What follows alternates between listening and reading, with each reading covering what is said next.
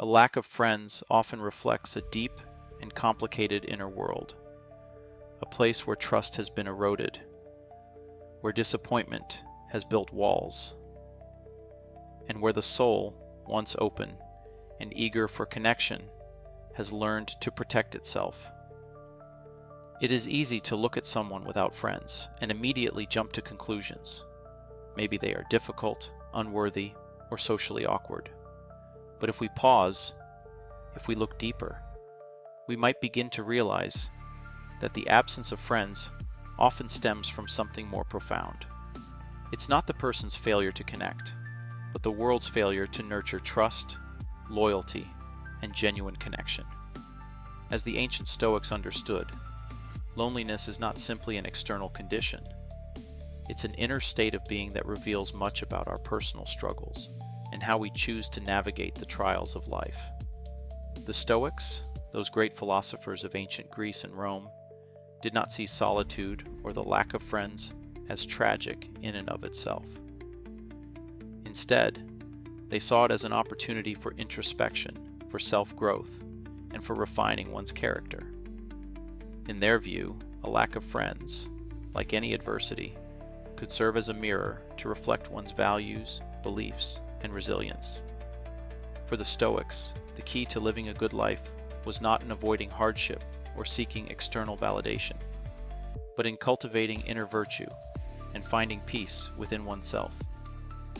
To be without friends is to face the harsh reality of human nature, to see the impermanence of relationships and the frailty of trust. But rather than succumbing to despair, the Stoics would teach us to embrace this solitude as a form of personal liberation, a chance to rediscover what is truly valuable. Marcus Aurelius, the Stoic philosopher-emperor, wrote in his Meditations, "The impediment to action advances action. What stands in the way becomes the way." This profound statement holds within it the essence of Stoic wisdom. Adversity is not something to be avoided, but something to be transformed.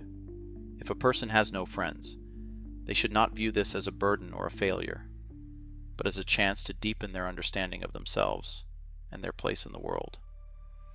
In the absence of external distractions, one can turn inward and ask, what does this solitude reveal about my fears, my desires, my values? What parts of myself have I neglected, and how can I learn to strengthen them? Seneca, another great Stoic, echoed similar sentiments, emphasizing that true friendship is based not on need or circumstance, but on shared virtue.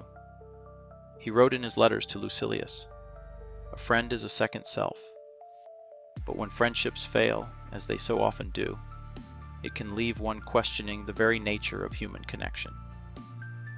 If we give of ourselves and others take without reciprocating, does it mean that friendship is nothing more than a fleeting illusion? Is the value of friendship simply in what we can gain from it? Or does it lie in something deeper, something that transcends human selfishness?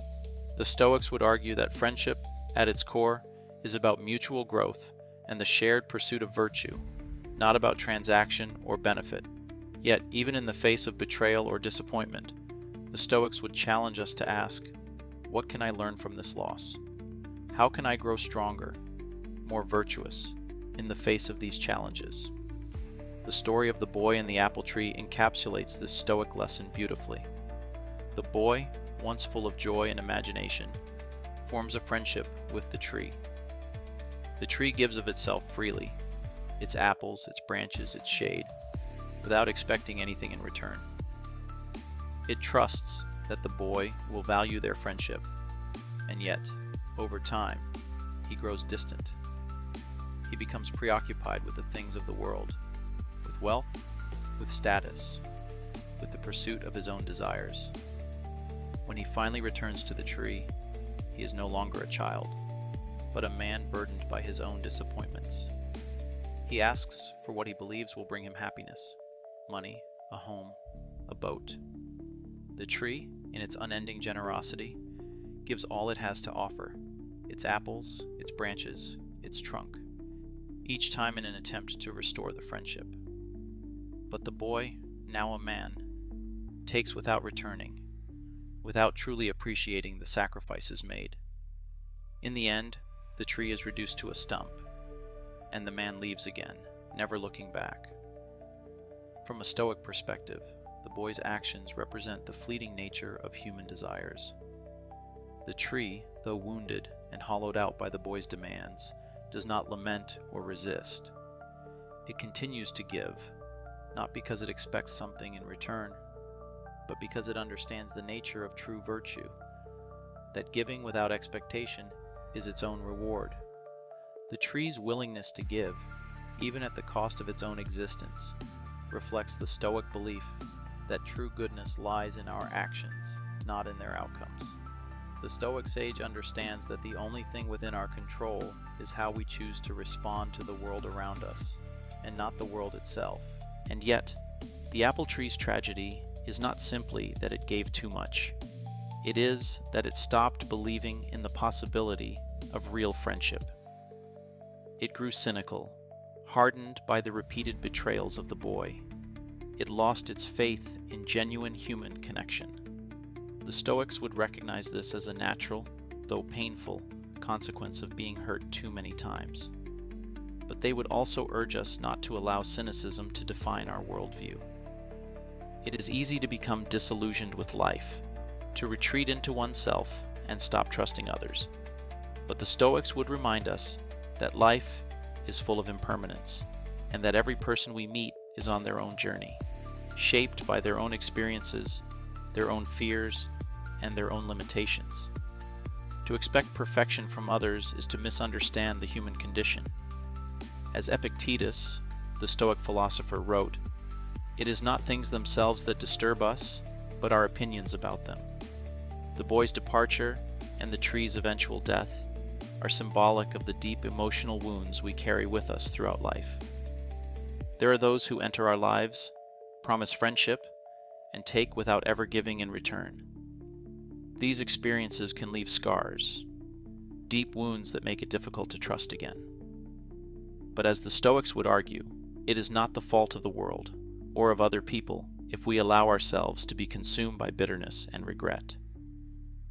The key to true peace lies in accepting what is beyond our control and focusing on what we can control: our own reactions, our own growth, and our own capacity for kindness and forgiveness. In The Vampire Diaries, Damon Salvatore famously said, "The hardest thing is getting over people who have brought only pain and disappointment." Many would agree with him, but the Stoics would challenge this perspective. They would argue that the hardest thing is not getting over people, but getting over the need to hold on to the past. It is in releasing our attachment to others, our attachment to outcomes, that we find freedom. True peace is not in expecting others to meet our needs or to be perfect friends, but in understanding that each person we meet is just as imperfect as we are. If you know someone who has no friends, if you are that person, do not rush to judgment. Do not see their solitude as a sign of weakness or failure. Perhaps they too have been an apple tree for someone, a tree that gave and gave, only to be left broken and abandoned. Perhaps, like the tree, they have lost faith in the possibility of true, honest friendship. But just as the tree sprouted new life from its stump, so too can the human heart heal and begin to trust again. The Stoics would urge us to cultivate self-awareness, to understand the causes of our suffering, and to act with virtue, regardless of what others do. In the end, we cannot control who enters or leaves our lives, but we can control how we respond. Friendship, for the Stoic, is not about seeking validation or expecting something in return. It is about mutual growth, mutual respect, and the shared pursuit of wisdom and virtue. True friendship begins first with the self, and only when we are at peace within ourselves can we offer genuine friendship to others.